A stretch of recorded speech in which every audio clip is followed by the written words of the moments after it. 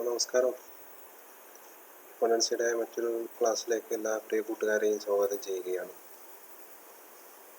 നിങ്ങൾക്കറിയാം, നമ്മൾ കഴിഞ്ഞ 12 ക്ലാസ്സുകളായിട്ട് ഒന്നാമത്തെ ചാപ്റ്ററുമായി ബന്ധപ്പെട്ട ഡിസ്കഷനാണ് തുടർച്ചയായി നടത്തിക്കൊണ്ടുവരിക്കുന്നത്. നിങ്ങൾക്കറിയാം, കഴിഞ്ഞ ക്ലാസ്സോട് കൂടി ആ ഒരു ചാപ്റ്ററിൽ നമ്മുടെ സിലബസിൽ നമുക്ക് കവർ ചെയ്യേണ്ട എല്ലാ ഏരിയകളും നമ്മൾ വളരെ ഭംഗിയായിട്ടും വിശദമായിട്ടും തന്നെ ഡിസ്കസ് ചെയ്ത് പൂർത്തീകരിക്കാൻ വേണ്ടി നമുക്ക് സാധിച്ചിട്ടുണ്ട്.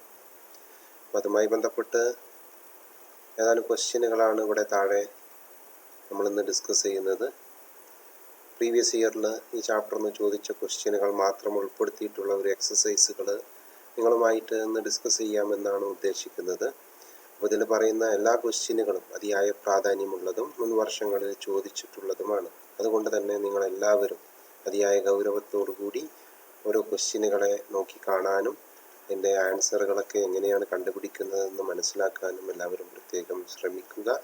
അപ്പോൾ നിങ്ങളിലേക്ക് ഒന്നാമത്തെ ചാപ്റ്ററിൻ്റെ പ്രീവിയസ് ഇയറിലെ ഒരു കണ്ടൻറ്റ് നിങ്ങളിലേക്ക് എത്തിക്കുക എന്ന ഉദ്ദേശത്തിലാണ് നമ്മൾ ഈ വീഡിയോ തയ്യാറാക്കിയിട്ടുള്ളത്. വീഡിയോ ഇഷ്ടമായെങ്കിൽ നിങ്ങളെല്ലാവരും ലൈക്ക് ചെയ്യുകയും പുതിയ വീഡിയോകൾ തുടർന്ന് ലഭിക്കുന്നതിന് വേണ്ടി വീഡിയോ സബ്സ്ക്രൈബ് ചെയ്യാനും നിങ്ങൾ മറക്കാതിരിക്കുക. നമ്മൾ ഇതുമായി ബന്ധപ്പെട്ട ഡിസ്കഷൻ ആരംഭിക്കുകയാണ്. നിങ്ങൾക്ക് കാണാം, ഏതാനും ക്വസ്റ്റ്യനുകൾ ഇവിടെ സ്ക്രീനിൽ കാണാൻ സാധിക്കും. അപ്പോൾ അതിൽ ഒന്നാമത്തെ ക്വസ്റ്റ്യൻ പറയുന്നത്, find odd one among the given users of account informations.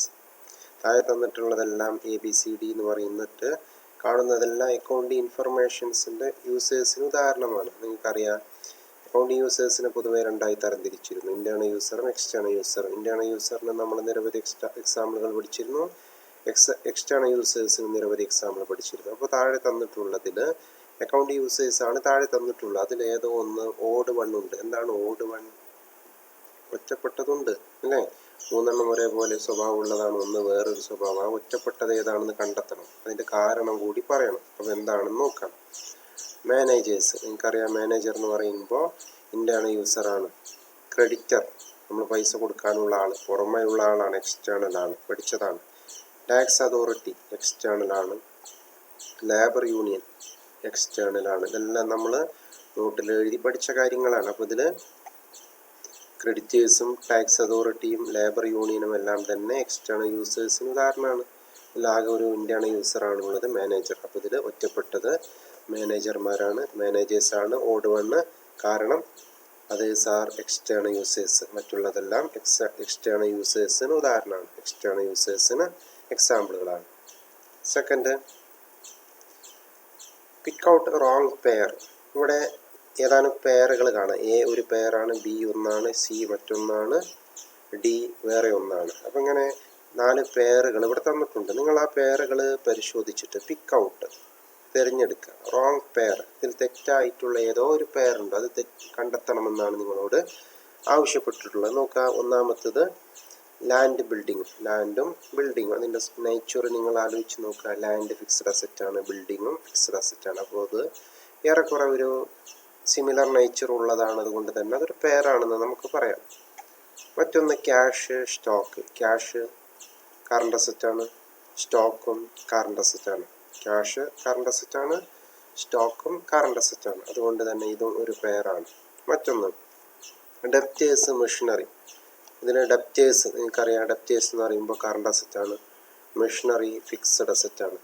Debtors current അസറ്റും മെഷീനറി ഫിക്സഡ് അസറ്റാണ്. രണ്ടും തമ്മിൽ വല്ല മാച്ച് ഉണ്ടോ, ഒരു പെയർ ആവാനുള്ള വല്ല സാധ്യതയുണ്ടോ എന്ന് നിങ്ങൾ ആലോചിക്കൂ. രണ്ട് വ്യത്യസ്ത സ്വഭാവമുള്ള ഐറ്റങ്ങളല്ലേ. അപ്പോൾ അതൊരു പെയർ, കറക്റ്റ് പെയർ അല്ല എന്ന് നമുക്ക് പറയാം. അപ്പോൾ എയും ബിയും കറക്റ്റ് പെയറാണ്. കാരണം A രണ്ടെണ്ണം B ഫിക്സഡ് അസറ്റിന് ഉദാഹരണമാണ്, Bയിൽ പറയുന്ന രണ്ടും കറണ്ട് അസറ്റിന് ഉദാഹരണമാണ്.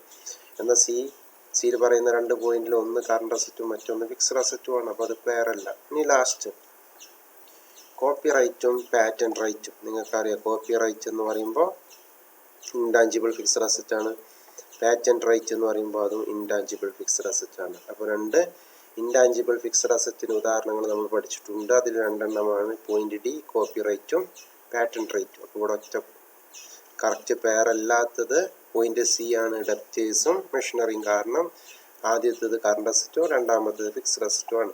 അപ്പോൾ answer C, debtors machinery. The first one is current asset and the second one is fixed asset. ആദ്യത്തേത് കറണ്ട് അസറ്റും രണ്ടാമത്തേത് ഫിക്സഡ് അസറ്റും ആണ്. അതുകൊണ്ടാണ് ഇത് റോങ് പെയർ ആണെന്ന് പറയാൻ കാരണം. അപ്പോൾ രണ്ട് ക്വസ്റ്റ്യനുകൾ നമ്മൾ ഡിസ്കസ് ചെയ്തു. ഒന്ന് അക്കൗണ്ട് യൂസേഴ്സിൽ ഓഡ് വൺ കണ്ടെത്താനാണ്, മാനേജറാണ്, കാരണം മറ്റുള്ളതെല്ലാം എക്സ്റ്റേണൽ ആണ്. ഇവിടെ റോങ് പെയർ നമ്മൾ കണ്ടെത്തി. ഡെപ്റ്റേഴ്സും മെഷീനറിയാണ് കാരണം. ആദ്യത്തേത് കറണ്ട് അസറ്റും രണ്ടാമത്തേത് ഫിക്സഡ് അസറ്റും ആണ്. Next third one, choose A current asset. ഒരു കറണ്ട് അസറ്റ് കണ്ടെത്തുക.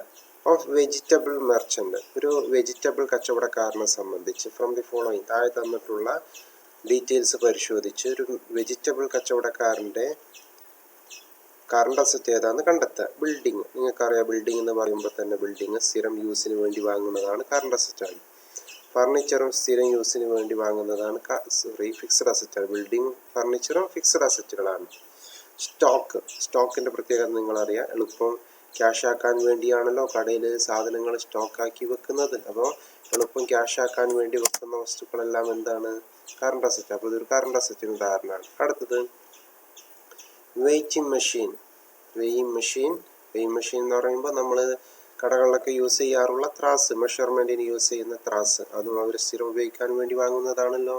അപ്പോൾ അതും ഫിക്സഡ് അസറ്റാണ്. അപ്പോൾ തന്നിട്ടുള്ളതിൽ ഒരു കറണ്ട് അസറ്റേ ഉള്ളൂ, സ്റ്റോക്ക് ഓഫ് വെജിറ്റബിൾസ്. അപ്പോൾ ഇവിടുത്തെ വെജിറ്റബിൾ കച്ചവടക്കാരനെ സംബന്ധിച്ച് അദ്ദേഹത്തിൻ്റെ കറണ്ട് അസറ്റാണ് വെജിറ്റബിളിൻ്റെ stock of vegetables. Next fourth question,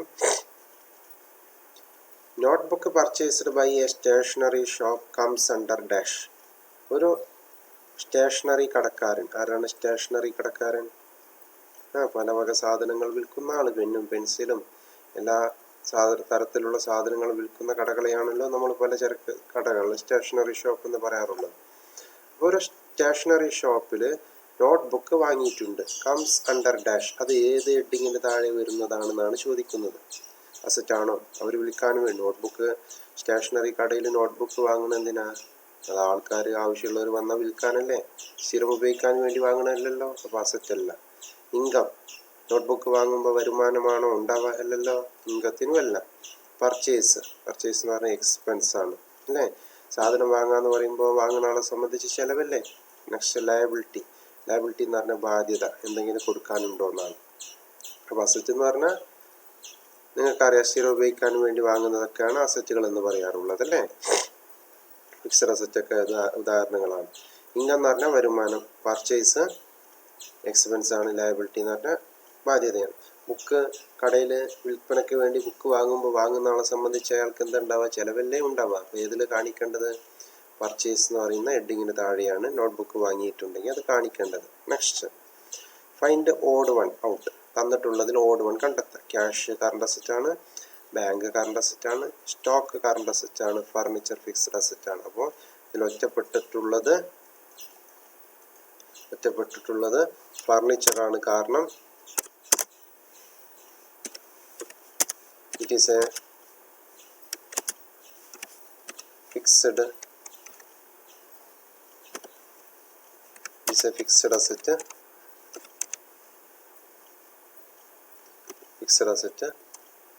comma others are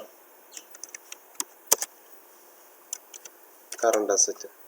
ഫർണിച്ചറാണ് ഒറ്റപ്പെട്ടിട്ടുള്ള കാരണം it is a fixed asset. ഇത് ഫിക്സഡ് അസറ്റ് ആണ്. Others are current asset. മറ്റുള്ളതെല്ലാം കറണ്ട് അസറ്റിന് ഉദാഹരണങ്ങളാണ്. നെക്സ്റ്റ്, ആറാമത്, excess of revenue over expense is known as dash. Excess of revenue, വരുമാനം കൂടുതലാണ്. ഓവർ എക്സ്പെൻസ്, ചെലവിനേക്കാളും കൂടുതലാണ് വരുമാനമെങ്കിൽ. നിങ്ങൾ ആലോചിച്ച് നോക്കുക, ഒരു കടയിൽ വരുമാനം ധാരാളമുണ്ട്, അവിടുത്തെ ചിലവുകൾ കുറവാണെങ്കിൽ ആ കടയിൽ എന്താണെന്ന് നമ്മൾ പറയും? ധാരാളം ലാഭമുണ്ടെന്ന് പറയണം.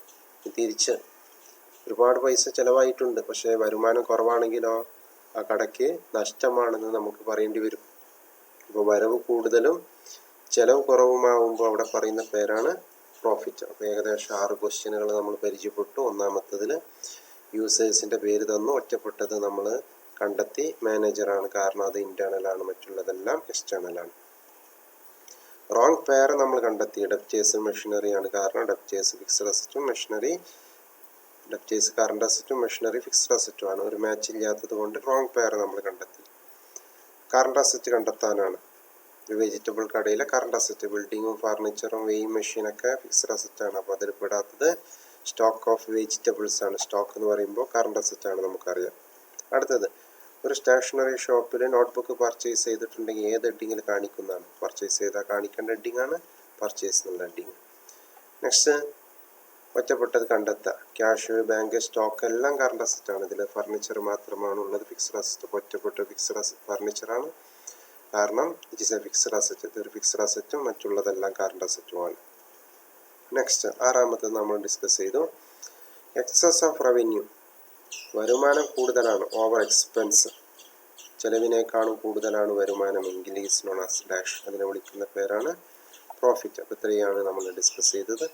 അല്പം കൂടി എക്സസൈസുകളുണ്ട്. നെക്സ്റ്റ്, ഏഴാമത്തത്, ഫൈൻഡ് ഓഡ് വൺ ഔട്ട്, ഒറ്റപ്പെട്ടത് കണ്ടെത്താം. Cash in hand, cash in hand എന്ന് പറയുമ്പോൾ കറണ്ട് അസറ്റാണ്, കയ്യിലുള്ള പൈസ. ക്യാഷ് അറ്റ് ബാങ്ക്, ബാങ്കിലുള്ള പൈസ. ലാൻഡ്, ലാൻഡ് എന്ന് പറയുമ്പോൾ ഭൂമി. ലാൻഡ് എന്ന് പറയുമ്പോൾ ഒരു ഫിക്സ്ഡ് അസറ്റാണ്, നിങ്ങൾക്കറിയാം. ഫിക്സ്ഡ് അസറ്റിന് ഉദാഹരണമാണ് ലാൻഡ്. ഡെപ്റ്റേഴ്സ്, ഡെപ്റ്റേഴ്സ് എന്ന് പറഞ്ഞാൽ പൈസ തരാനുള്ള ആളുകൾ, കറണ്ട് അസറ്റാണ്. അപ്പോൾ തന്നിട്ടുള്ളതിന് ക്യാഷ് ഇൻ ഹാൻഡും ക്യാഷ് അറ്റ് ബാങ്കും ഡെപ്റ്റേഴ്സും എല്ലാം തന്നെ കറണ്ട് അസറ്റുകളും. ലാൻഡ് ഫിക്സ്ഡ് അസറ്റുമാണ്. ക്യാഷ് ഇൻ ഹാൻഡും ക്യാഷ് അറ്റ് ബാങ്കും ഡെപ്റ്റേഴ്സും കറണ്ട് അസറ്റും, ലാൻഡ് ഫിക്സ്ഡ് അസറ്റുമാണ്. അപ്പോൾ കാരണം ആൻസർ ഏതാണ്? ഒറ്റപ്പെട്ടത് ലാൻഡാണ്, കാരണം it is a fixed asset. ഇതൊരു ഫിക്സ്ഡ് അസറ്റും അതേഴ്സ് ആർ കറണ്ട് അസറ്റ്. മറ്റുള്ളതെല്ലാം എന്തിന് ഉദാഹരണമാണ്? കറണ്ട് അസറ്റിന് ഉദാഹരണങ്ങളാണ്. നെക്സ്റ്റ്, 8th ക്വസ്റ്റ്യൻ പ്രത്യേകം നിങ്ങൾ ശ്രദ്ധിക്കുക. ഞാനിവിടെ മാർക്ക് ചെയ്യുന്നുണ്ട്, നോട്ട് ചെയ്ത് വെക്കുക. 8ാമത്തെ question, business sold goods to Mujeeb. ഒരു സ്ഥാപനം, ബിസിനസ് എന്ന് പറയുമ്പോൾ സ്ഥാപനം അല്ലേ, ഒരു വ്യാപാരം. സോൾഡ് ഗുഡ്സ് ടു മുജീബ്, മുജീബിന് സാധനങ്ങൾ വിറ്റു. ഓൺ ക്രെഡിറ്റ്, കടമായിട്ടാണ് വിറ്റത്. അപ്പോൾ മുജീബിന് സാധനങ്ങൾ കടമായിട്ട് വിറ്റുള്ളൂ. അപ്പോൾ മുജീബ് നമുക്ക് പൈസ തരാനുണ്ട്, ശരിയല്ലേ? Mujeeb is the dash of the business. ഈ ബിസിനസ്സിനെ സംബന്ധിച്ച് മുജീബ് ആരാണ്? പൈസ തരാനുള്ള ആളാണല്ലോ. ഈ ബിസിനസ് മുജീബിനാണ് സാധനങ്ങൾ കടമായിട്ട് വിറ്റത്. മുജീബ് പൈസ തരാനുണ്ട്. മുജീബ് ഈ ബിസിനസ്സിനെ സംബന്ധിച്ച് ആരാണെന്നാണ് ചോദിച്ചിട്ടുള്ളത്. പൈസ തരാനുള്ള ആളെ വിളിക്കുന്ന പേരാണ് നമ്മൾ പഠിച്ചിട്ടുള്ളത് ഡെപ്റ്റേഴ്സ് അല്ലേ, ഡെപ്റ്ററാണ്. Next, granite quarry is an example of dash asset. ഇതും വളരെ പ്രധാനപ്പെട്ട സ്ഥിരമായി ചോദിക്കുന്ന ക്വസ്റ്റ്യൻ ആണ്. ഗ്രാനൈറ്റ് ക്വാറി എന്തിനുദാഹരണമാണ്? ഗ്രാനൈറ്റ് ക്വാറി ഏത് ടൈപ്പിൽപ്പെട്ട അസറ്റാണ്? നമുക്കറിയാം, പല ടൈപ്പിലുള്ള അസറ്റുകൾ നമ്മൾ പരിചയപ്പെട്ടിട്ടുണ്ട്. Fixed asset, current asset, wasting asset, fictitious asset. ഇതിൽ വേസ്റ്റിംഗ് അസറ്റ് നമ്മൾ പഠിച്ചിട്ടുണ്ട്. യൂസ് ചെയ്യും തോറും അളവ് കുറയുമ്പോൾ അത്തരം അസറ്റുകളെയാണ് നമ്മൾ എന്തെന്ന് പറയുന്നത്? വേസ്റ്റിംഗ് അസറ്റ് എന്ന് പഠിച്ചിട്ടുള്ളത്. നിങ്ങൾക്കറിയാം ഗ്രാനൈറ്റ് ക്വാറി, ഗ്രാനൈറ്റ് ക്വാറിയിൽ നിങ്ങൾക്കറിയാം ഗ്രാനൈറ്റ് ഉണ്ടാകും അല്ലേ. It's an example of dash asset. എങ്ങനെയുള്ള അസറ്റ്? ഗ്രാനൈറ്റ് ക്വാറിയിൽ ഗ്രാനൈറ്റ് ഉണ്ടെങ്കിൽ നമ്മൾ സ്വാഭാവികമായിട്ട് ആ ഗ്രാനൈറ്റ് അവിടെ നിന്ന് എന്ത് ചെയ്യും? അതിൻ്റെ ആവശ്യമുള്ള സാധനങ്ങൾ വെട്ടിയെടുക്കും. ആ ഗ്രാനൈറ്റ് അവിടെ നിന്ന് വെട്ടിയെടുക്കും തോറും അവിടുത്തെ ഗ്രാനൈറ്റിൻ്റെ അളവ് കുറഞ്ഞുകൊണ്ടേയിരിക്കും. ഇങ്ങനെ അളവ് കുറയുന്ന അസറ്റുകളെയാണ് നമ്മൾ എന്ത് പേരിൽ അറിയപ്പെടുന്നത്? വേസ്റ്റിംഗ് അസറ്റ് എന്ന പേരിൽ അറിയപ്പെടുന്നത്. അപ്പോൾ ഗ്രാനൈറ്റ് ക്വാറി വേസ്റ്റിംഗ് അസറ്റിന് ഉദാഹരണമാണ്. Next, things or properties of value are called dash. Things വസ്തുക്കളും അല്ലെങ്കിൽ സാധനങ്ങളും, പ്രോപ്പർട്ടീസ് വസ്തുക്കളും, ഓഫ് വാല്യൂ മൂല്യമുള്ള വസ്തുക്കളെയും സാധനങ്ങളെയുമാണ് ആർ കോൾഡ് ഡാഷ് എന്തെന്ന് പറയുന്നത്? അസറ്റ് എന്ന് പറയുന്നത് അല്ലെ. ക്യാഷിൻ്റെ മൂല്യമുള്ള വസ്തുക്കളെയും നമ്മൾ അസറ്റ് ആണെന്ന് പറഞ്ഞ് ഡെഫിനേഷൻ പഠിച്ചതാണ്. അപ്പോൾ തിങ്സും പ്രോപ്പർട്ടീസും, വാല്യൂ ഉള്ള തിങ്സിനെയും പ്രോപ്പർട്ടീസിനെയും വിളിക്കുന്ന പേരാണ് അസറ്റ്. ഏകദേശം 10ഓളം ക്വസ്റ്റ്യനുകൾ പറഞ്ഞു. 6 ക്വസ്റ്റ്യൻ നമ്മൾ റിപ്പീറ്റ് ചെയ്തു. പിന്നെ അതിന് ശേഷം 4 ക്വസ്റ്റ്യനുകളാണ് പറഞ്ഞത്. ഒന്നുകൂടെ, ഒറ്റപ്പെട്ടത് കണ്ടെത്താനാണ്. Cash in hand, cash at bank, debtors എല്ലാം കറണ്ട് അസറ്റാണ്. ഒറ്റപ്പെട്ടത് ലാൻഡ് മാത്രമാണല്ലോ. അപ്പോൾ അത് ഫിക്സഡ് അസറ്റും മറ്റുള്ളതൊക്കെ കറണ്ട് അസറ്റാണെന്ന് പറഞ്ഞു. ഒരു ബിസിനസ് മുജീബിന് സാധനങ്ങൾ കടമായി വിറ്റിട്ടുണ്ട്. മുജീബ് ബിസിനസ്സിനെ സംബന്ധിച്ച് ആരാണെന്ന് ചോദിച്ചു. ആരാണെന്നാണ് പറഞ്ഞത്? പൈസ തരാനുള്ള ആളാണ്. തരാനുള്ള ആളെ വിളിക്കുന്ന പേരാണ് debtor. Next, granite quarry is an example of dash asset. Use ചെയ്യും തോറും അളവ് കുറയുന്ന അസറ്റാണ് ഗ്രാനൈറ്റ് ക്വാറിയും. അതുകൊണ്ട് തന്നെ അത് വേസ്റ്റിംഗ് അസറ്റാണ്. ഇനി മൂല്യമുള്ള വസ്തുക്കളെയും സാധനങ്ങളെയും വിളിക്കുന്ന പേരാണ് എന്ത്? അസറ്റ്. നെക്സ്റ്റ്, 11ാമത്തെ ക്വസ്റ്റ്യൻ,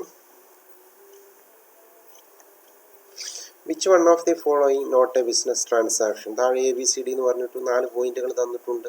അതിൽ ബിസിനസ് ട്രാൻസാക്ഷൻ അല്ലാത്തത് ഏത് എന്നാണ് ചോദിച്ചിട്ടുള്ളത്. 4 ഇടപാടുകൾ വായിച്ചിട്ട് അതിൽ ബിസിനസ്സിലെ ട്രാൻസാക്ഷൻ അല്ലാത്തത് ഏത് എന്നാണ് ചോദ്യം. ഒന്നാമത്തത് boat motor car four business ₹1 lakh. Boat motor car വാങ്ങിയിട്ടുണ്ട്. ഫോർ ബിസിനസ്സിലേക്ക് ₹1 lakh, ₹1,00,000 മോട്ടോർ കാർ ബിസിനസ്സിന് വേണ്ടി വാങ്ങിയിട്ടുണ്ട്. ബിസിനസ്സിന് വേണ്ടി ₹1,00,000 മോട്ടോർ കാർ വാങ്ങി, അത് ബിസിനസ്സിലെ ഒരു ട്രാൻസാക്ഷൻ ആണ്. Next, paid employee salary ₹1,000. തൊഴിലാളികൾക്ക് ₹1000 ശമ്പളം കൊടുത്തിട്ടുണ്ട്. അതും ബിസിനസ്സിൽ നടന്നിട്ടുള്ള ഒരു ഇടപാടാണ്. Next, paid sons fee from business എന്ന് പൈസ എടുത്തുകൊണ്ട് ഉടമസ്ഥൻ അദ്ദേഹത്തിൻ്റെ സൺസിൻ്റെ കുട്ടിയുടെ ഫീസ് അടച്ചിട്ടുണ്ട്. ബിസിനസ്സുമായി ബന്ധമില്ലാത്തതല്ലേ. ബിസിനസ് നിന്ന് പണം എടുത്തു, പക്ഷെ അത് ബിസിനസ്സിൻ്റെ ആവശ്യത്തിന് വേണ്ടിയല്ലല്ലോ എടുത്തിട്ടുള്ളത്. Next, last point, paid sons fee from his personal account. അദ്ദേഹത്തിൻ്റെ വ്യക്തിപരമായ പേഴ്സണൽ അക്കൗണ്ടിൽ നിന്ന് പൈസ എടുത്തുകൊണ്ട് ഫീസ് അടച്ചു. അപ്പോൾ ഇവിടെ ഒന്നുകൂടെ പറയാം, ₹1,00,000 ബിസിനസ്സിന് മോട്ടോർ കാർ വാങ്ങി, ബിസിനസ്സിലെ ഇടപാടാണ്. എംപ്ലോയീസിന് ₹1000 ശമ്പളം കൊടുത്തു, അതും ബിസിനസ്സിൽ നടന്നിട്ടുള്ള കാര്യമാണ്. ബിസിനസ്സിൽ നിന്ന് ₹2000 എടുത്തുകൊണ്ട് കുട്ടിയുടെ ഫീസ് അടച്ചു, അതും ബിസിനസ്സിൽ നിന്ന് നടന്നിട്ടുള്ളതാണ്. കാരണം ബിസിനസ്സിൽ നിന്നാണല്ലോ പൈസ എടുത്തിട്ടുള്ളത്. Last, paid sons fee from his personal account. അയാളുടെ പേഴ്സണൽ അക്കൗണ്ടിൽ നിന്ന് പൈസ എടുത്തുകൊണ്ട് അടച്ചു. ബിസിനസ്സുമായിട്ട് യാതൊരു തരത്തിലുള്ള റിലേഷനും ആ ലാസ്റ്റ് പോയിന്റിനില്ലല്ലോ. അദ്ദേഹത്തിൻ്റെ പേഴ്സണൽ അക്കൗണ്ട് ബിസിനസ്സിൻ്റെ അക്കൗണ്ട് അല്ലല്ലോ. പേഴ്സണൽ അക്കൗണ്ടിൽ നിന്ന് പൈസ എടുത്തടിച്ചാൽ അത് ബിസിനസ്സിൽ നടന്ന ഇടപാടല്ല. അപ്പോൾ ബിസിനസ്സിലെ ഇടപാടല്ലാത്തത് ഏതെന്നാണ് ചോദിച്ചത്. Not a business transaction. Business transaction അല്ലാത്തത് ഏതെന്നാണ്. Point D, paid sum fee from personal account. Next, 12th question, classify the following asset under appropriated. താഴെ തന്നിട്ടുള്ള അസറ്റുകളെ അനുയോജ്യമായ ഹെഡിങ്ങിൽ കാണിക്കുക. ക്യാഷ് കറണ്ട് അസറ്റാണ്, മെഷീനറി ഫിക്സഡ് അസറ്റാണ്, ലാൻഡ് ഫിക്സഡ് അസറ്റാണ്, സ്റ്റോക്ക് കറണ്ട് അസറ്റാണ്. അപ്പോൾ ആദ്യം ഫിക്സഡ് അസറ്റുകൾ കാണിക്കുക. ഫിക്സഡ് അസറ്റ് 2 എണ്ണമാണുള്ളത്, മെഷീനറിയും ലാൻഡ്. ഇനി കറണ്ട് അസറ്റ് ക്യാഷും സ്റ്റോക്കും. അപ്പോൾ 2 ഹെഡിങ്ങിൻ്റെ താഴെയായിട്ട് 2 അറേഞ്ച് ചെയ്തു. ഫിക്സഡ് അസറ്റുകൾ മെഷീനറി ലാൻഡും, കറണ്ട് അസറ്റ് ക്യാഷും സ്റ്റോക്കും. Next, 30th question, Arun sold goods on credit ₹1,000 to Amal. Arun വിറ്റു ഗുഡ്സ്, സാധനങ്ങൾ വിറ്റു, on credit ₹1,000 to Amal. Arun അമലിന് ₹1000 സാധനങ്ങൾ കടമായിട്ട് വിറ്റു. ആർക്ക് പൈസ തരാനുണ്ട്? അമല് അരുണിന് പൈസ കൊടുക്കാനുണ്ട്. ശരിയാണല്ലോ, അമല് അരുണിന് പൈസ കൊടുക്കാനുണ്ട്. Who is the debtor in this transaction? അപ്പോൾ ഇവിടെ പറയാണ്, അരുണ് ₹1000 സാധനങ്ങൾ കടമായിട്ട് അമലിന് വിറ്റു എന്ന് പറഞ്ഞു. എന്നിട്ട് ഇവിടെ ചോദിക്കാണ് first question, who is the debtor in this transaction? ഈ നടന്ന ഇടപാടിലെ ഡെപ്റ്റർ ആരാണ്? അരുണാണോ അമലാണോ? ആരാണോ പൈസ തരാനുള്ള അയാളാണല്ലോ ഡെപ്റ്റർ. ആരാണ് പൈസ തരാനുള്ളത്? അമലല്ലേ പൈസ. അരുൺ വിറ്റു, അമൽ പൈസ തരണം അല്ലേ? അമലാണ് ഇവിടുത്തെ ഡെപ്റ്റർ. അപ്പോൾ ഫസ്റ്റ് ക്വസ്റ്റ്യൻ്റെ ആൻസർ എ, അമലാണ് ഡെപ്റ്റർ. ഇനി B, write journal entry for this transaction. ഈ ഇടപാടിന് ജേണൽ എൻട്രി എഴുതണം. അമലിന് വിറ്റു എന്നാണ് പറയുന്നത്. അപ്പോൾ അമല് പൈസ തരാനുണ്ട്. പൈസ തരാനുള്ള ആളെ ഡെബിറ്റ് ചെയ്യണം എന്നാണ് റൂള്. അമൽ അക്കൗണ്ട് ഡെപ്റ്റർ. വിശദമായിട്ട് നിങ്ങൾക്ക് പിന്നീട് പഠിക്കുക. തൽക്കാലം ഇത്ര മനസ്സിലാക്കാൻ, നമ്മൾ ജേണലൊന്നും പഠിക്കാത്തത് കൊണ്ട് നിങ്ങൾക്കിപ്പോൾ അത് വ്യക്തമായി മനസ്സിലായിക്കൊള്ളണമെന്നില്ല. ഡെബിറ്റ് ക്രെഡിറ്റ് ഒക്കെ വരാനുണ്ട്. വിശദമായിട്ട് നമുക്ക് പിന്നീട് പഠിക്കുക. തൽക്കാലം ഇത് മനസ്സിലാക്കുക. അതിൻ്റെ വിശദാംശങ്ങൾ അടുത്ത ചാപ്റ്ററുകൾ വരുമ്പോൾ നിങ്ങൾക്ക് കൂടുതൽ മനസ്സിലായിക്കൊള്ളും. അപ്പോൾ ഇങ്ങനെയാണ് നമ്മൾ റെക്കോർഡ് ചെയ്യൽ. അരുണ് അമലിന് കടമായിട്ട് വിറ്റാൽ പൈസ തരാനുള്ള ആളാണ് അമൽ അക്കൗണ്ട്. അമൽ തരാനുണ്ട് ടു സെയിൽസ് നടന്നപ്പോൾ ₹1000 അമൽ വിറ്റതിൻ്റെ പൈസ തരാനുണ്ട്. ഈ ഫോർമാറ്റിലാണ് നമ്മൾ ജേണൽ എഴുതുക അല്ലെങ്കിൽ എൻട്രി എഴുതുക. അത് നമുക്ക് വിശദമായിട്ട് പിന്നീട് പഠിക്കുക. അതിനെ സംബന്ധിച്ച് ബേസിക് ആയിട്ടുള്ള ഒരു കാര്യവും നിങ്ങളെ പഠിപ്പിക്കാത്തത് കൊണ്ട് തന്നെ അതിലേക്ക് കടക്കുന്നില്ല. വിശദമായിട്ട് ആ ഒരു ഭാഗം നിങ്ങൾക്ക് പിന്നീട് വ്യക്തമാക്കി തരുകയും അപ്പോൾ നിങ്ങൾക്ക് വളരെ സിമ്പിളായിട്ട് അത് മനസ്സിലാകും. അപ്പോൾ തൽക്കാലം അമലിന് അരുൺ ഇങ്ങനെ കടായിട്ട് വിൽക്കുമ്പോൾ അമൽ അക്കൗണ്ട് ഡെപ്റ്റർ ടു സെയിൽസ് എന്ന് മാത്രം എഴുതിയാൽ മതി എന്നാണ് തോന്നുന്നത്. Next, 40th question, classify the following asset under appropriate head. Classify ചെയ്യുക. ദി ഫോളോയിങ് അസറ്റ് താഴെ പറയുന്ന അസറ്റുകൾ അണ്ടർ അപ്രോപ്രിയേറ്റ് ഹെഡ്, അനുയോജ്യമായ ഹെഡിങ്ങിൽ താഴെ പറയുന്ന അസറ്റുകളെ ക്ലാസിഫൈ ചെയ്യാം. എന്തൊക്കെ തന്നിട്ടുണ്ട്? Machinery, cash in hand, debtors, bills receivable, furniture, motor car. ഇതിൽ മെഷീനറി ഫിക്സ്ഡ് അസറ്റ് ആണ്, cash in hand current asset ആണ്, ഡെപ്റ്റേഴ്സ് കറണ്ട് അസറ്റ് ആണ്, ബിൽസ് റെസീവബിൾ കറണ്ട് അസറ്റ് ആണ്, ഫർണിച്ചർ ഫിക്സ്ഡ് അസറ്റ് ആണ്, മോട്ടോർ വെഹിക്കിൾ ഫിക്സ്ഡ് അസറ്റ് ആണ്. അപ്പോൾ ഇതിൽ 3 fixed അസറ്റുകൾ നിങ്ങൾക്ക് കാണാം, മെഷീനറിയും ഫർണിച്ചറും മോട്ടോർ വെഹിക്കിൾ. അപ്പോൾ ഫിക്സ്ഡ് അസറ്റുകൾ ക്ലാസിഫൈ ചെയ്യാണ് ആദ്യം, മെഷീനറി, ഫർണിച്ചർ, മോട്ടോർ വെഹിക്കിൾ. ബാക്കിയുള്ളതെല്ലാം കറണ്ട് അസറ്റുകളാണ്. അപ്പോൾ കറണ്ട് അസറ്റുകൾ ക്യാഷ് ഇൻ ഹാൻഡ് ഉണ്ട്, ഡെപ്റ്റേഴ്സ് ഉണ്ട്, ബിൽസ് റെസീവബിൾ ഉണ്ട്. 3 തന്നെയാണല്ലോ അല്ലേ?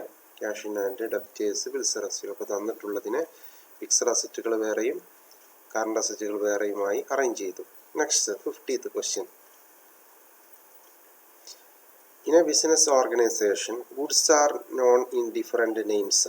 ഇൻ എ ബിസിനസ് ഓർഗനൈസേഷൻ, ഒരു ബിസിനസ്സിൽ goods are known in different names, സാധനങ്ങൾ പല പേരിൽ അറിയപ്പെടാറുണ്ട്. Write the name used for the goods in the following case.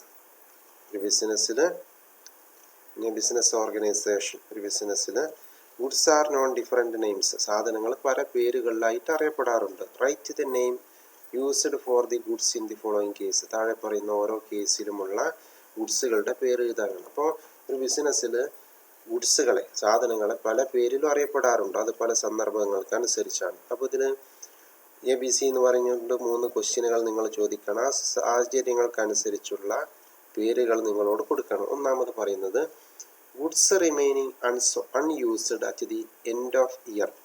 ഒരു സാമ്പത്തിക വർഷത്തിൻ്റെ അവസാനമായിട്ടും ഉപയോഗിക്കാതെ കിടക്കുന്ന സാധനങ്ങളെ പൊതുവെ സ്റ്റോക്ക് എന്നാണ് വിളിക്കാറുള്ളത്. നിങ്ങൾക്കറിയാം,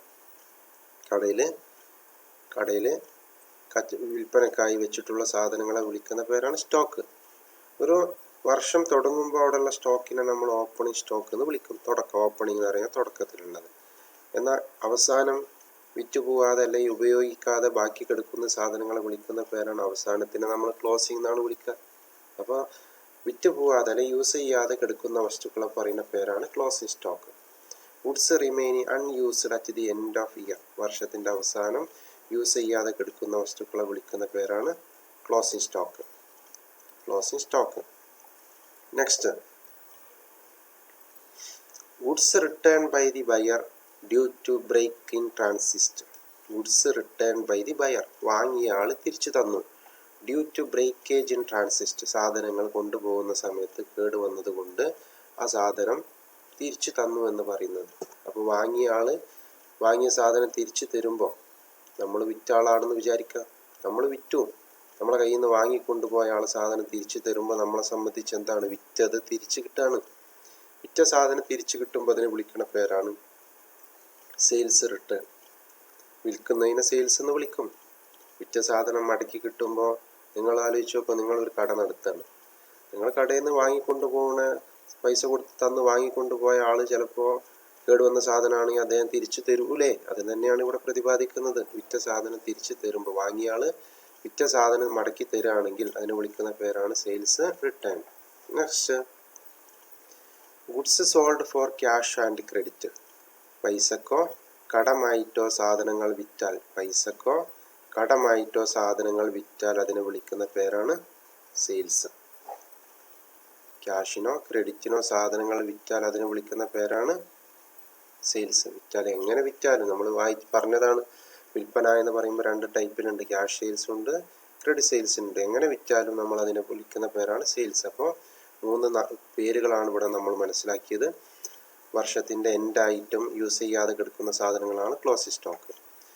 വാങ്ങിയ ആൾ കേടുവന്ന സാധനം ആയതുകൊണ്ട് അത് മടക്കി തരുമ്പോൾ അതിന് പറയുന്ന പേരാണ് സെയിൽസ് റിട്ടേൺ. വാങ്ങിയ ആളെന്ന് പറയുമ്പോൾ നമ്മൾ വിറ്റതാണല്ലോ, വിറ്റത് തിരിച്ചു കിട്ടുകയാണ്, അതാണ് സെയിൽസ് റിട്ടേൺ. ക്യാഷിനും കടമായിട്ടും വിൽക്കുമ്പോൾ അതിനെ വിളിക്കുന്ന പേരാണ് സെയിൽസ്. ഏറ്റവും അവസാനം 4 മാർക്കിനൊക്കെ ചോദിക്കാൻ സാധ്യതയുള്ള ഒരു ക്വസ്റ്റ്യനാണ് മാച്ച് ദി ഫോളോയിങ്. ചേരുംപടി ചേർക്കുക എന്ന് പറയും അല്ലേ? മാച്ച് ദി ഫോളോയിങ് ചെയ്യാനാണ്. അപ്പോൾ ഇവിടെ കുറേ എ ബി എന്ന് പറഞ്ഞിട്ട് 2 വശങ്ങൾ തന്നിട്ടുണ്ട്. ഇത് മാച്ച് ചെയ്യാനാണ് നിങ്ങളോട് ആവശ്യപ്പെട്ടിട്ടുള്ളത്. ആദ്യം ഓണർ. ആരാണ് ഓണർ? നിങ്ങൾക്കറിയാം, ഒരു ബിസിനസ്സിലെ ഉടമസ്ഥനെയാണ് ഓണർ എന്ന് വിളിക്കുന്നത്. എപ്പോഴും ഓണർ ആഗ്രഹിക്കൽ എന്താണ്? അദ്ദേഹം ബിസിനസ്സിൽ അദ്ദേഹത്തിൻ്റെ പൈസ ഇറക്കിക്കൊണ്ടാണല്ലോ ബിസിനസ് ചെയ്യുന്നത്. അപ്പോൾ സ്വാഭാവികമായിട്ടും ഏതൊരു ഓണറും ആഗ്രഹിക്കുക ആ നിക്ഷേപിച്ച അല്ലെങ്കിൽ ഇൻവെസ്റ്റ് ചെയ്തതിൻ്റെ മേലിൽ മാക്സിമം റിട്ടേൺ ആണ് ആഗ്രഹിക്കുക. ഇൻവെസ്റ്റ്മെൻറ്റിൻ്റെ മുകളിൽ അദ്ദേഹം ഓണർ നടത്തിയിട്ടുള്ള നിക്ഷേപത്തിൽ മാക്സിമം തിരിച്ചു കിട്ടാനാണ് ആഗ്രഹിക്കുക. അതുകൊണ്ട് ഇവിടെ നോക്കുമ്പോൾ നിങ്ങൾക്ക് കാണാം അങ്ങനെ ഒരു പോയിന്റ്, റിട്ടേൺ ഓൺ ഇൻവെസ്റ്റ്മെൻറ്റ്. കണ്ടോ? റിട്ടേൺ ഓൺ ഇൻവെസ്റ്റ്മെൻറ്റ് എന്ന് പറയുമ്പോൾ ഇദ്ദേഹത്തിൻ്റെ നിക്ഷേപത്തിൽ പരമാവധി തിരിച്ചു കിട്ടാനാണ് ഓണർ ആഗ്രഹിക്കുക. നെക്സ്റ്റ്, ലെൻഡർ ആരാണ്? ലെൻഡർ പണം കടം കൊടുക്കുന്ന ആളുകളെ. ഇപ്പോൾ ബാങ്ക് ഒരു ലെൻഡർക്ക് ഉദാഹരണമാണ്. ലെൻഡർ ബാങ്കിൽ ആര് പോയി വായ്പകൾ ആവശ്യപ്പെട്ടാലും ബാങ്ക് തിരിച്ചടക്കാൻ പറ്റുന്ന ആളാണെങ്കിൽ ബാങ്ക് വായ്പ കൊടുക്കും. ഇങ്ങനെ കടം അനുവദിക്കുന്ന ആളുകളെ വിളിക്കുന്ന പേരാണ് ലെൻഡർ. എപ്പോഴും ലെൻഡർ ആഗ്രഹിക്കലുണ്ട് ഒരാൾക്ക് കടം കൊടുക്കുമ്പോൾ എന്താണ് കടം കൊടുക്കുന്ന ആൾ നോക്കുക, ഇദ്ദേഹത്തെ കൊണ്ട് തിരിച്ചു തരാൻ സാധിക്കും. നമ്മൾ പോയി ഇപ്പോൾ ബാങ്കിൽ പോയിട്ട് നമ്മൾ ലോൺ ആവശ്യപ്പെട്ട ഒരു പക്ഷേ ബാങ്ക് തരും. കാരണം നമുക്ക് തിരിച്ചടക്കാനുള്ള സാമ്പത്തിക ശേഷിയുണ്ട് എന്ന് ബാങ്ക് മനസ്സിലാക്കും. എന്നാൽ യാതൊരു അഡ്രസ്സും ഇല്ലാത്ത, ഒരു ബുദ്ധിസ്ഥിരതയില്ലാത്ത, നമ്മൾ ഭ്രാന്തൻ എന്ന് വിളിക്കുന്ന ഏതെങ്കിലും ഒരു വ്യക്തി പോയിക്കൊണ്ട് ബാങ്കിൽ ഒരു ലോൺ ആവശ്യപ്പെട്ട് കഴിഞ്ഞാൽ ബാങ്ക് നൽകുമോ? ഇല്ലല്ലോ. അപ്പോൾ ബാങ്കിനറിയാം, പരിശോധിച്ച് കഴിഞ്ഞാൽ അദ്ദേഹത്തിനെ കൊണ്ട് തിരിച്ചടക്കാൻ സാധിക്കില്ല, അത്ര ആളുകൾക്ക് കടം കൊടുക്കൂല എന്നുള്ളത് സ്വാഭാവികമാണ്. അപ്പം ലെൻഡർ കടം കൊടുക്കുന്ന ആളെപ്പോഴും നോക്കൽ റീപേയിങ് കപ്പാസിറ്റി, തിരിച്ചടക്കാനുള്ള സാമ്പത്തിക ശേഷിയാണ് കടം നൽകുന്ന ആൾ നോക്കുക. അപ്പോൾ ഓണർ നോക്കൽ ഇൻവെസ്റ്റ്മെൻറ്റിൻ്റെ മേലുള്ള റിട്ടേൺ ആണ്, ലെൻഡർ നോക്കൽ റീപേയിങ് കപ്പാസിറ്റിയാണ്. ഇനി ടാക്സ് അതോറിറ്റി, ടാക്സിൻ്റെ അധികാരികൾ, നികുതി ഈടാക്കുന്ന ആളുകൾ നോക്കൽ എപ്പോഴും എന്താണ്? കണക്കുകൾ വളരെ ശരിയും വ്യക്തവുമാണോ എന്നാണ് എപ്പോഴും പരിശോധിക്കാറുള്ളത്. ഇവിടെ നോക്കുക, ട്രൂ എന്ന് പറഞ്ഞാൽ ശരി, ആൻഡ് ഫെയർ കൃത്യം, ഡിസ്ക്ലോസർ ഓഫ് അക്കൗണ്ട് ഇൻഫർമേഷൻ കണക്കിലുള്ള വിവരങ്ങളെ വ്യക്തവും അതേപോലെ തന്നെ കൃത്യവുമാണോ എന്നാണ് എപ്പോഴും ടാക്സ് അതോറിറ്റി പരിശോധിക്കാറുള്ളത്. ലാസ്റ്റ്, എംപ്ലോയീസ്, തൊഴിലാളികൾ എപ്പോഴും ആഗ്രഹിക്കൽ എന്താണ്? കൂടുതൽ ശമ്പളം അല്ലേ? Claim higher wage and bonus, കൂടുതൽ വേജസ് എന്ന് പറഞ്ഞാൽ കൂലിയും ബോണസ് എന്ന് പറഞ്ഞാൽ ആനുകൂല്യങ്ങളും. അപ്പോൾ തൊഴിലാളി എപ്പോഴും, അപ്പോൾ ഓരോ സ്ഥാപനത്തിലുള്ള ഓരോ യൂസേഴ്സാണ് ഇതെല്ലാം. എന്താണ് യൂസർ, എക്സ്റ്റേണൽ യൂസറൊക്കെ പഠിച്ചത്. അപ്പോൾ ഈ യൂസേഴ്സിൻ്റെ ഓരോ ആളുകളും കണക്ക് പരിശോധിക്കുന്നതിൻ്റെ ലക്ഷ്യമാണ് ഇവിടെ പറയുന്നത്. ഓണർ കണക്ക് പരിശോധിക്കുന്നത് റിട്ടേൺ ഓൺ ഇൻവെസ്റ്റ്മെൻറ്റ് മനസ്സിലാക്കാനാണ്. ലെൻഡർ കടം നൽകുന്ന ആൾ കണക്ക് പരിശോധിക്കുന്നത് റീപേയിങ് കപ്പാസിറ്റി മനസ്സിലാക്കാനാണ്. ടാക്സ് അതോറിറ്റി കണക്ക് പരിശോധിക്കുന്നത് കണക്കിലെ ഇൻഫർമേഷനൊക്കെ വ്യക്തവും കൃത്യവുമാണെന്ന് അറിയാനാണ്. എംപ്ലോയി കണക്ക് നോക്കുന്നതോ കൂടുതൽ പ്രതിഫലവും ആനുകൂല്യവും ചോദിക്കാൻ വേണ്ടിയാണ്. അപ്പോൾ ഇത്രയും ക്വസ്റ്റ്യനുകളെല്ലാമാണ് ഈ ഒന്നാമത്തെ ചാപ്റ്ററിന് പ്രീവിയസ് വർഷങ്ങളിൽ ചോദിച്ചതായിട്ട് കാണുന്നത്. ഇത്തരം ക്വസ്റ്റ്യനുകളൊക്കെ പലതവണ ആവർത്തിച്ച് നിങ്ങളോടൊപ്പം വിശദീകരിച്ചിട്ടുണ്ട്. നിങ്ങൾക്കെല്ലാവർക്കും വ്യക്തമായി മനസ്സിലായിട്ടുണ്ടാകും എന്ന് തന്നെയാണ് വിചാരിക്കുന്നത്. അപ്പോൾ ഇതിലുള്ള ഓരോ ക്വസ്റ്റ്യനുകളും ഒന്നോ അതിലധികമോ തവണ ആവർത്തി വായിച്ച് ആൻസറുകളൊക്കെ എങ്ങനെയാണ് കണ്ടെത്തിയത് എന്ന് നിങ്ങൾ മനസ്സിലാക്കാൻ വേണ്ടി ശ്രമിക്കുക. ഓരോ ചാപ്റ്റർ എടുക്കുമ്പോൾ ഇത്തരത്തിലുള്ള എക്സസൈസുകൾ ചെയ്യുമ്പോൾ അത് നിങ്ങൾക്ക് പരീക്ഷയ്ക്ക് ഉപകാരപ്രദമാകും എന്ന ഉദ്ദേശത്തിൽ തന്നെയാണ് നമ്മൾ വീഡിയോ തയ്യാറാക്കി നിങ്ങളുടെ മുന്നിൽ പ്രസൻറ്റ് ചെയ്യുന്നത്. അതിനെ അറിയിക്കുന്ന പ്രാധാന്യത്തോടു കൂടി അതിൽ ഓരോ കാര്യങ്ങളെയും മനസ്സിലാക്കാനും അത് ഓർമ്മയിൽ വെക്കാൻ വേണ്ടി നിങ്ങളെല്ലാവരും ശ്രമിക്കുക. നമുക്ക് ഒന്നാമത്തെ ചാപ്റ്റർ അതുമായി ബന്ധപ്പെട്ട ഡിസ്കഷനുകൾ തൽക്കാലം ഇവിടെ വെച്ചിട്ട് അവസാനിപ്പിക്കുകയാണ്. നമ്മൾ ഒന്നാമത്തെ ചാപ്റ്റർ നല്ല നിലയിൽ തന്നെ പൂർത്തിയാക്കിയിട്ടുണ്ട്. നിങ്ങൾക്ക് എന്തെങ്കിലും സംശയങ്ങൾ ഈ വീഡിയോയിലോ ഇതിന് മുൻപുള്ള ഭാഗങ്ങളിൽ ഏതെങ്കിലും സംശയങ്ങളുണ്ടെങ്കിൽ നെക്സ്റ്റ് ചാപ്റ്റർ നമ്മൾ ആരംഭിക്കുന്നതിന് തൊട്ട് മുൻപായി നിങ്ങളത് ചോദിച്ച് ക്ലിയർ ചെയ്യണമെന്ന് നിങ്ങളെ ഓർമ്മപ്പെടുത്തുകയാണ്. ഇത്രയും സമയം വീഡിയോ വാച്ച് ചെയ്തതിന് എല്ലാ കൂട്ടുകാർക്കും നന്ദി അറിയിക്കുന്നു. നന്ദി, നമസ്കാരം.